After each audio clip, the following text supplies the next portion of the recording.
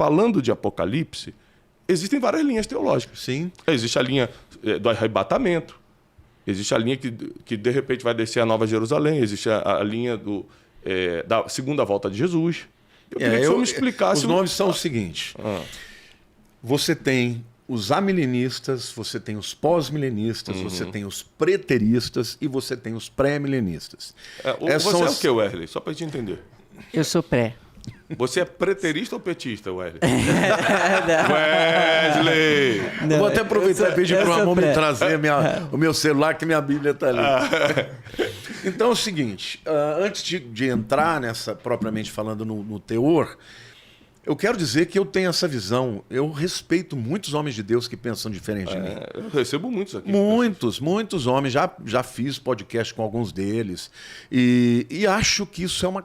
Os morávios diziam o seguinte, que você tem que ter unidade nas coisas essenciais, mas você tem que ter amor em todas. Nas que não são essenciais, você tem que ter respeito, mas você tem que ter amor em todas. Então, você nunca vai me ver batendo em alguém porque pensa diferente de mim. Agora, eu apanho. Eu apanho porque as pessoas... Outro dia aí um desses pastores antigos e que hoje já não estão mais em alta, bateu pra caramba em mim, na Valnice, porque nós somos pré-milenistas, né?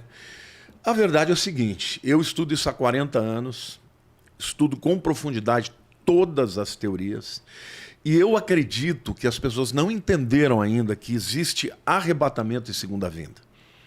Basicamente, o que os amilenistas dizem. Os amilenistas são aqueles, na maior parte deles, os calvinistas. Tá? Eles acreditam que Israel não tem mais nada a ver. Que era uma pergunta que a gente ia fazer, sobre a guerra de Israel e Hamas. Quando Israel deixou a aliança, Deus simplesmente virou a página. Eles creem numa teoria chamada de Replacement Theory, ou seja, a teoria da substituição. Ou seja, no lugar de Israel, Deus põe a igreja. Eu não consigo acreditar nisso, e com todo respeito a quem pensa diferente, porque como eu fui a Israel muitas vezes, e tem muitos amigos está na judeus, Bíblia. Mas tem também... Romanos 11 não tem como dizer. Deus fala assim, porventura Deus deixou... De ter aliança com o seu povo de maneira nenhuma. Ou seja, eles não entenderam que, na verdade, o endurecimento, é o que Paulo fala aos Romanos, capítulo 9 a 11, o endurecimento de Israel foi necessário para que os gentios fossem alcançados. Mas lá no final do capítulo 11 ele fala, Deus encerra todos debaixo da desobediência para exercer de misericórdia com todos. Ele está dizendo, a igreja foi enxertada na videira verdadeira. Ou seja, as promessas de Deus para com Israel ainda estão valendo. Então, os amilenistas, ele também diz o seguinte, não são 1000 anos. Não são 1000 anos, porque só tem um texto que fala sobre isso, que é o texto de Apocalipse 22. Não é verdade. Todos os veterotestamentários, os judeus, os rabinos, eles falam de reino milenar do Messias. O Talmud, que é o principal compêndio de estudos teológicos, falam de 1000 anos. Então, veja, a Bíblia fala de 1000 anos, eu creio que são 1000 anos. Agora, eles dizem que quem está governando, porque Apocalipse 22 diz que Cristo vai reinar na terra durante 1000 anos. Aí eles dizem, não, Cristo não vai voltar mais para a terra agora.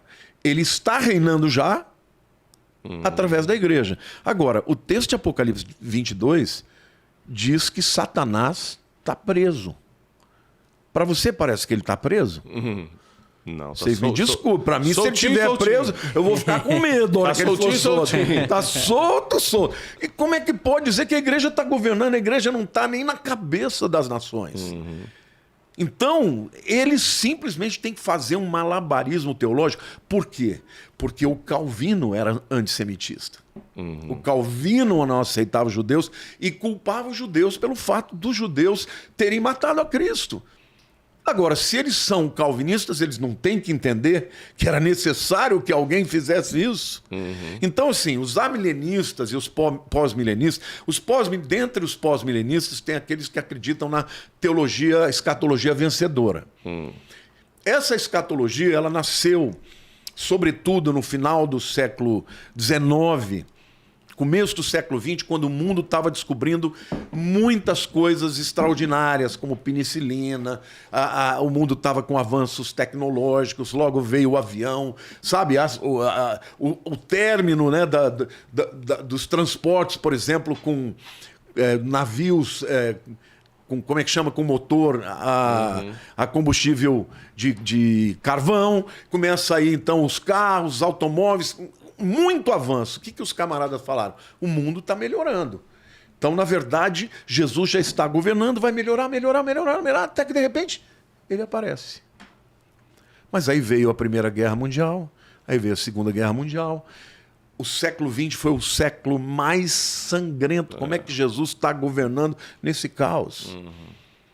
Quando você vai... E tem um outro detalhe. Quando você vai para o nascedouro da palavra profética em relação à escatologia, Daniel 9, de 24 a 27, fala de 70 semanas estão destinadas para o seu povo, é o anjo falando para Daniel, né?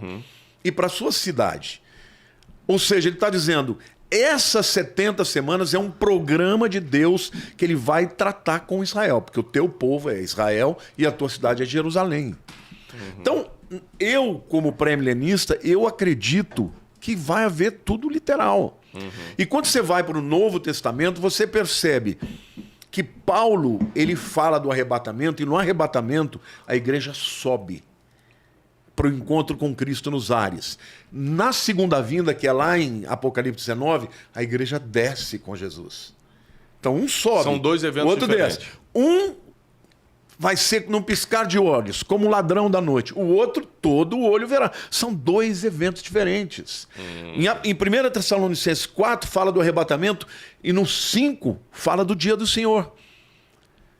Entendeu?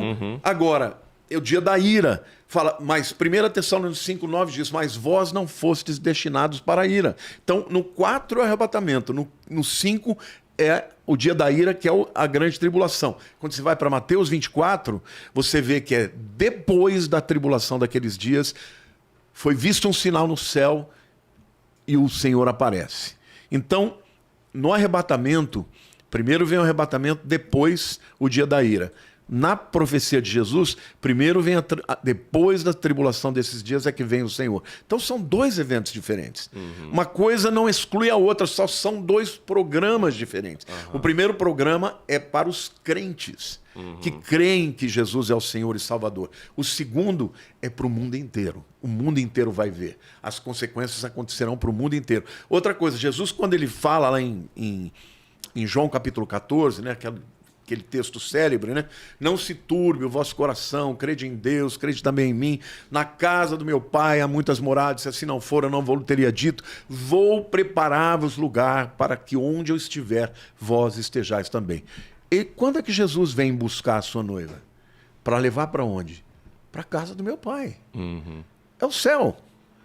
Agora, na segunda vinda, não tem casa do meu pai. Na segunda vinda, ele desce no Monte das Oliveiras com a sua noiva. Então vai são julgar, dois lugares. Agora, vai julgar as nações. Vai julgar as nações, né? Tem gente que fala, não, vai subir e descer. Pera lá. Ele vai preparar um lugar, a gente chega lá, dá uma olhadinha e já desce? Não, a igreja estará lá por 7 anos. E depois dos 7 anos ela desce para o programa de Deus na terra através do milênio. Mas antes do milênio, no vale de Josafá, ali, que é o vale de Cedron, você conhece bem, e Yehoshafat significa o Senhor julgará, ali ele vai reunir as nações, e o texto ainda diz, e serão julgadas pela maneira como trataram Israel e dividiram as suas terras. Eita. Até isso a profecia diz. Como é que Deus vai falar, não tem Israel aí? Me surpreendeu, assim, isso sempre foi uma surpresa boa, ver como os Estados Unidos tratam Israel. E os Estados Unidos, para quem não sabe, apesar de estar numa decadência moral cristã, é um país extremamente crente, né? Eles apoiam Israel incondicionalmente. Uma surpresa boa foi ver o Biden, que é tecnicamente e por isso de esquerda. Que Deus os abençoa. Não tenho dúvida. Porque Deus fez uma promessa a Abraão. abençoarei os que te abençoarem e amaldiçoarei os que te amaldiçoarem. Eu falo para Deus, Senhor de misericórdia, o Senhor sabe muito bem do lado que de lado eu tô. Então me abençoa. Porque, cara, que Deus derrama como promessa para alguém com quem ele faz aliança, não tem volta. Você já imaginou Deus chegar para você, Tiago, eu te amo, eu vou abençoar os teus filhos, vai chegar uma hora, eles vão se desviar e eu vou abandoná-los. Você pode pensar nisso? Difícil demais. A Bíblia diz, amaldiçoarei os que te amaldiçoarem e abençoarei os que te abençoarem. E tem um detalhe, quando os pré-milenistas falavam que Israel ia voltar, os amilenistas e os pós-milenistas davam risada. Não que voltar o quê? Não vai voltar coisa nenhuma. Em 1948 voltou. Voltou com maneira poderosa de Deus, entendeu? Ninguém. E olha, no dia 14 de maio eles declararam o nascimento do Estado Moderno de Israel. No dia 15 de maio começou a Guerra da Independência. Era tudo refugiado, voltando da guerra. Não tinham armas, não tinham nada. E venceram tudo. Contra todas as nações. E venceram. Não, assim, gente, se você estudar um pouquinho Israel, não precisa estudar muito não, se estudar um pouquinho, dá para ver que não é normal o que acontece. Que isso? Um país do tamanho do estado de Sergipe, com 6, 7 milhões de habitantes, se defender de dezenas de países poderosos árabes em volta e sempre vencer, nunca atacou ninguém, só se defendeu. Hoje é uma referência em tecnologia, finanças, os homens mais ricos do mundo são judeus. O prêmio Nobel, por exemplo? Os prêmios Nobel, tudo vai para judeus. Então, assim, não tenha dúvida que existe algo Favor. espiritual. Não, por favor. Isso aí, gente, vamos para a estatística de novo, entendeu?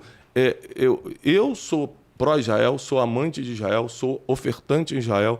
Todas as vezes que eu vou a Jerusalém... Nós também.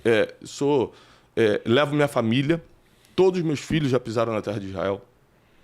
Eu não sou místico, assim, tipo, se eu passar nas águas do Jordão, não sou místico, mas eu acredito que existe um poder na terra de Israel e eu sou um abençoador de Israel. Tecnicamente falando aqui, ser pré-milenista, amilenista e tudo, isso no final não muda a nossa salvação em nada. Não. Isso é como eu falei. É só um discernimento teológico. A única coisa que te salva é crer que Jesus é o Senhor, que Jesus é o Salvador e o único caminho.